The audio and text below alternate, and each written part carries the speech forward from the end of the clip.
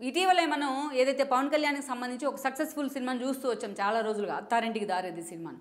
ఆ సినిమాలో ఒక డైలాగ్ రాశారు ఆ డైరెక్టర్ అయిన త్రివిక్రమ్ శ్రీనివాస్ కూడా. ఆ మూవీ చాలా బిగ్గెస్ట్ హిట్గా నిలిచింది పవన్ కళ్యాణ్ కెరీర్లో కూడా. చాలామంది అభిమానులు కూడా పవన్ కళ్యాణ్కి ఒక స్పెషల్ క్రేజ్ని కూడా ఆ మూవీ సంపాదించి పెట్టింది. ఇప్పటికీ బుల్లితెర మీద ఆ సినిమా వస్తుంటే చూసేవాళ్ళు పవన్ కళ్యాణ్ అభిమానులు ఎంతోమంది ఉన్నారు. ఆ సినిమాలో ఒక డైలాగ్ ఉంటుంది, ఎక్కడ తగ్గాలో కాదు ఎక్కడ నెగ్గాలో అనే ఒక డైలాగ్ అయితే చాలా పాపులర్ డైలాగ్ అయింది. ఆ తర్వాత అనేక రకాలుగా సోషల్ మీడియా వేదికగా మీమ్స్లోను అనేక మూవీస్లో కూడా ఆ డైలాగ్ను వాడుకుంటూ వచ్చారు పవన్ కళ్యాణ్ అభిమానులు కూడా. సో ఆ స్థాయిలో ఈ రోజున కేవలం సినిమాలకే పవన్ కళ్యాణ్ ఆ డైలాగ్ పరిమితం చేయలేదు, నిజ జీవితంలో కూడా ఈరోజు పొలిటికల్ ఫీల్డ్లో కూడా ఆ డైలాగ్ని ఇంప్లిమెంట్ చేసే ప్రయత్నం చేస్తున్నారన్న చర్చ జరుగుతోంది. అందుకు కారణం కూడా ఉంది. గత కొద్ది రోజులుగా తాను పిఠాపురం నుంచి తన పోటీకి ఎంపిక చేసుకున్న దగ్గర నుంచి పవన్ కళ్యాణ్ వ్యవహరిస్తున్న తీరైతే మాత్రం ఈ రోజున నిజంగా ఆయన ఎక్కడ నెగ్గాలో కాదు ఎక్కడ తగ్గాలో అన్న నానున్నైతే నిజం చేస్తూ వస్తుంది. ప్రత్యేకించి ఈరోజు పిఠాపురంలో తన గెలుపు దిశగా పవన్ కళ్యాణ్ వేస్తున్న అడుగులైతే మాత్రం నిజంగానే పవన్ కళ్యాణ్లోని రాజకీయ పరిణతిని అయితే అందరూ కూడా వెల్కమ్ చేస్తున్న సిచ్యువేషన్ అయితే కనిపిస్తుంది ఈ రోజున. ఇక్కడ మనం చూసినట్లయితే కూడా ప్రత్యేకించి పిఠాపురంలో పవన్ కళ్యాణ్ ఆ స్థాయిలో ఎందుకు స్థానిక ఓటర్ల మనసు చోరుకుంటున్నాడంటే అందుకు కూడా కారణాలు ఉన్నాయి. అది కూడా మనం చెప్పుకునే ప్రయత్నం చేద్దాం. గతంలో మనం చూసినట్లయితే పవన్ కళ్యాణ్ 2014 ఎన్నికల్లో పార్టీ పెట్టి ఎలక్షన్లో ముందుకు వచ్చే ప్రయత్నం చేసినా ఆ రోజు తను పోటీ చేసేందుకు తక్కువ సమయం ఉన్న తీరు కానీ అభ్యర్థులను ఎంపిక చేసేందుకు లేని సమయం కానీ ఇలాంటి పరిస్థితుల్లో ఆల్రెడీ ఎస్టాబ్లిష్ అయిన టీడీపీ బీజేపీ కూటమికి ఆయన మద్దతు ఇచ్చారు. పార్టీలు రెండు అధికారంలోకి వచ్చినప్పటికీ కూడా ఆయన పదవుల మీద మాత్రం ఎక్కడా ఫోకస్ పెట్టలేదు, పదవులకు దూరంగా ఉంటూ ప్రశ్నిస్తూనే ఉంటానంటూ కూడా అనేక ప్రజా సమస్యలను హైలైట్ చేస్తూ వచ్చారు. అటు చంద్రబాబు నాయుడు కూడా పొత్తు ధర్మాన్ని పాటిస్తూనే ఎన్నోసార్లు పవన్ కళ్యాణ్ రైజ్ చేసిన ఇష్యూస్కు సొల్యూషన్ చూపిస్తూ వచ్చారు. ఇక ఎప్పుడైతే విభజన హామీల మీదుగా మోడీతో ఒక రిఫ్ట్ అయితే స్టార్ట్ అయిందో ఇక పవన్ కళ్యాణ్ కూడా టీడీపీ నుంచి డీలింగ్ అవుతూ వచ్చారు. 2019 ఎన్నికల కంటే ముందు ఆయన లోకేష్ మీద విమర్శలు చేస్తూ టీడీపీతో పొత్తును విరమించుకునే ఒక ప్రకటన అయితే చేయడం జరిగింది. So TDP and Pawan Kalyan ఎవరికి వాళ్లే యమునా తీరే అన్నట్టుగా ఆ ఎన్నికలో ఇండివిజువల్గా వెళ్లే ప్రయత్నం అయితే చేస్తున్నారు. పవన్ కళ్యాణ్కి మాత్రం ఆ ఎన్నికలు నిజంగానే బెటర్ ఎక్స్పీరియన్స్ని మిగిల్చాయి. తాను పోటీ చేసిన 2 చోట్ల కూడా గాజువాక భీమవరంలో 2 చోట్ల ఓడిపోయినారు.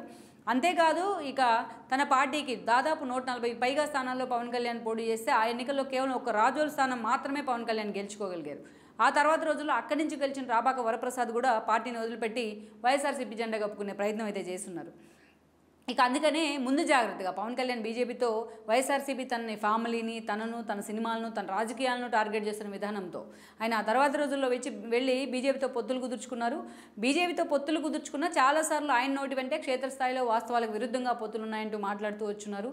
ఇక ఓట్ల చీలికి తాను సిద్ధంగా లేను, ఓట్ల చీలికి కారణంగా వైఎస్ఆర్సీపీ అధికారంలోకి వస్తుందంటూ కూడా ఎప్పటి నుంచో చెప్తూ వచ్చారు. అటు చంద్రబాబు నాయుడు వెల్కమ్ చేశారు ఆయన. సో ఈరోజు ఈ క్రమంలోనే వాళ్ళ పొత్తులు కూడా ఖరారయ్యాయి, సీట్ల ఎంపిక కూడా పూర్తయింది. అటు బీజేపీతో కలుపుకొని 3 పార్టీలు కూటమిగా వెళ్తున్నాయి. అయితే పవన్ కళ్యాణ్ పోటీకి సంబంధించి ఆయన గాజువాక నుంచి మొదలుకొని ఈరోజు భీమవరం దాకా అనేక చోట్ల నుంచి పోటీ చేస్తారని అనేక రకాలుగా ప్రచారం ఎప్పటి నుంచో జరుగుతూ వచ్చింది. ఏకంగా తిరుపతి నుంచి పోటీ చేస్తారనే ప్రచారం జరిగింది. ఇక చాలా ఏదైతే సీట్లు ఆయన ప్రపోజల్ లిస్టులో కూడా చాలా సీట్లు అయితే ఉంటూ వచ్చాయి. ఎక్కడి నుంచి పోటీ చేయాలనే అంశానికి సంబంధించి ఆయన పర్సనల్గా కొన్ని సర్వేస్ కూడా చేయించుకుంటూ వచ్చారు. సో ఎట్టకేలకు కాకినాడ, భీమవరం, గాజువాక, తిరుపతి లేకుంటే పిఠాపురం అనుకున్నప్పుడు పవన్ కళ్యాణ్ ఫస్ట్ చాయిస్ పిఠాపురమే అయింది. ఈ క్రమంలోనే టీడీపీతో కలిసి అధినేత పవన్ కళ్యాణ్ ఆ రోజు లిస్టు ప్రకటించినప్పటికీ ఫస్ట్ లిస్టు ఆ లిస్టులో పవన్ కళ్యాణ్ పేరు లేకపోవడం కూడా చాలామంది ఆశ్చర్యంలో ముంచెత్తింది. ఆ టీడీపీ నుంచి చూస్తే కుప్పం టికెట్ చంద్రబాబు నాయుడుకి, మంగళగిరి టికెట్ లోకేష్కి అనౌన్స్ చేసిన పవన్ కళ్యాణ్ జనసేన లిస్టులో పవన్ కళ్యాణ్ పేరు లేకపోవడం మాత్రం అందరినీ ఆశ్చర్యంలో ముంచెత్తింది. ఈ సస్పెన్స్కి అయితే తెరదించుతూ పవన్ కళ్యాణ్ తాను పిఠాపురం నుంచే పోటీ చేస్తాననే నిర్ణయం కూడా తీసుకున్నారు. ఈరోజు ఆయన్ని ఓడించేందుకు జగన్మోహన్ రెడ్డి అనేక రకాల స్కెచ్లను తెర మీదకు తీసుకొచ్చారు.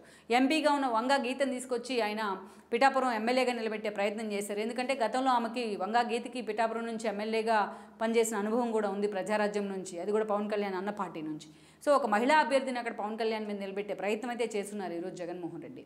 ఇక ఎప్పుడైతే వన్స్ పవన్ కళ్యాణ్ నాకు ఆ టికెట్ కావాలి పిఠాపురం నుంచి పోటీ చేస్తానని కూడా ఆయన అనౌన్స్ చేస్తున్నారో అప్పటి నుంచి కూడా ఆ టికెట్ ఆశిస్తున్న ఎన్వీఎస్ఎస్ వర్మ అయితే మాత్రం పూర్తి స్థాయిలో రివోల్ట్ అయ్యారు. టీడీపీ నేత అయినా ఒక సాలిడ్ ఇమేజ్ ఉంది వర్మకు, పూర్తి స్థాయిలో జనంలో ఉంటాడన్న పేరుంది, జనంలో ఒక మంచి వ్యక్తిగా ఆయనకు ఒక ఇమేజ్ ఉంది, క్లీన్ ఇమేజ్ ఉన్న నేతగా పేరుంది వర్మకు. ఈసారి టికెట్ తనకే అని కూడా వర్మ అంచనాలు వేస్తూ వచ్చారు. అయితే ఆఖరి నిమిషంలో పవన్ కళ్యాణ్కి ఆ టికెట్ ఇవ్వాల్సిన అనివార్య పరిస్థితులు అయితే చంద్రబాబు నాయుడుకి ఏర్పడ్డాయి. అందుకే ఈరోజు వర్మ అయితే అంత రివోల్ట్ అయినప్పటికీ కూడా ఆయన్ని చంద్రబాబు నాయుడు చంద్రబాబు నాయుడు పిలిపించుకున్నారు, బుజ్జగించే ప్రయత్నం చేశారు. పవన్ కళ్యాణ్ గెలుపు కోసం కృషి చేయాలి, తర్వాత అధికారంలోకి వచ్చినట్లయితే ఎక్కడో చాట వర్మను అకామిడేట్ చేస్తామంటూ కూడా ఆయనకు ప్రత్యేక హామీలు కూడా ఇస్తూ వచ్చారు. ఇక ఇదంతా ఒక ఎత్తు అయితే ఈ రోజున పవన్ కళ్యాణ్ స్వయంగా తాను చేయించుకున్న సర్వేలు కావచ్చు, తన సర్వేలో వచ్చిన రిపోర్టులు కావచ్చు, వర్మకు ఒక సాలిడ్ ఓట్ బ్యాంక్ కావచ్చు, ఈరోజు పవన్ కళ్యాణే స్వయంగా పార్టీ అధినేత హోదాలో ఉన్నారు, జనసేన అధినేత హోదాలో ఉండి కూడా ఈరోజు స్వయంగా వర్మ ఇంటికి వెళ్ళడం జరిగింది. వర్మ ఇంటికి వెళ్ళటమే కాదు, అక్కడ వర్మతో పాటు ఆయన కుటుంబ సభ్యులతో కూడా భేటీ అయ్యి ఉన్నారు. నేను గెలవాలంటే వర్మ నాకు కావాల్సిందే అంటూ కూడా ఆయన హక్కును చేర్చుకునే ప్రయత్నం చేశారు. నా గెలుపు నేను ఈరోజు ఎమ్మెల్యేగా అసెంబ్లీలో అడుగు పెట్టాలంటే ఆ బాధ్యత మొత్తం వర్మనే తీసుకోవాలంటూ కూడా అవుట్ అండ్ రైట్ ఈరోజు పవన్ కళ్యాణ్ మాట్లాడిన తీరు మాత్రం నిజంగా వర్మ అనుచరులను, వర్మ ఫ్యామిలీ మెంబర్స్ను కాదు, ఈరోజు కాన్స్టిట్యున్సీలో కూడా పలువురు నిజంగానే ఆశ్చర్యంలో ముంచెత్తింది. అదే పవన్ కళ్యాణ్ వర్మ నేను పార్టీ అధినేతను, వర్మ జస్ట్ ఆఫ్టర్ ఆల్ గతంలో ఎమ్మెల్యే మాత్రమే లైట్ తీసుకొని ఈరోజు వర్మను తాను కనుపుకొని పోకుండా లైట్ తీసుకున్న పరిస్థితి నిజంగా వచ్చి ఉంటే ఈరోజు నిజంగా పవన్ కళ్యాణ్ ఓటమి పాలైన అక్కడ ఆశ్చర్యపడే పరిస్థితి లేదు. ఎందుకంటే ఆ స్థాయిలో వర్మకు ఒక సాలిడ్ ఓట్ బ్యాంక్ ఉంది అక్కడ.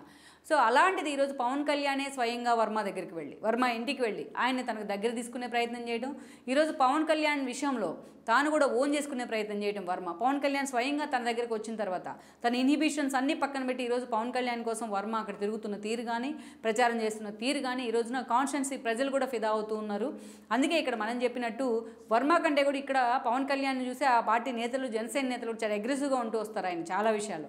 అలాంటిది ఈరోజు తనే ఒక అడుగు వెనక్కి తగ్గి మరి స్వయంగా వర్మను కలుపుకునే ప్రయత్నం చేయడం, ఎక్కడ ఈగోస్కు వెళ్లకుండా తన గెలుపు కోసం వర్మని రిక్వెస్ట్ చేసే ప్రయత్నం చేయడం మాత్రం ఆల్రెడీ పవన్ కళ్యాణ్ ఇక్కడే సగం గెలిచిపోయారన్న చర్చ కూడా జరుగుతూ వస్తుంది. అందుకే ఇప్పుడు అందరూ కూడా పవన్ కళ్యాణ్ గురించి అటు సోషల్ మీడియా హోరెత్తిపోతుంది, ఎక్కడ నెగ్గాలో కాదు ఎక్కడ తగ్గాలో తెలిసిన వాడే పవన్ కళ్యాణ్ అని. సో ఆ ఫార్ములాని ఒకప్పుడు మాటల మాంత్రికుడిగా పేరును త్రివిక్రమ్ రాసిన ఆ డైలాగ్ని ఈరోజు పవన్ కళ్యాణ్ తన రాజకీయాలు కూడా అన్వయించుకునే ప్రయత్నం చేశారు. సో అందుకనే ఈరోజు వర్మతో పవన్ కళ్యాణ్ చేతులు కలిపిన తీరు మాత్రం ఆయన గెలుపు ఆల్రెడీ రాసి పెట్టేసింది పిఠాపురంలో అన్న చర్చ అయితే జరుగుతోంది. అందుకే ఈ రోజున పిఠాపురంలో అటు పవన్ కళ్యాణ్ కంటే కూడా, పవన్ కళ్యాణ్ పోటీ కంటే కూడా ఎన్వీఎస్ఎస్ వర్మే ఈ రోజున హాట్ టాపిక్ అవుతున్నారు, ఆయనే వార్తలో నిలుస్తూ ఉన్నారు అనేది కూడా వాస్తవం.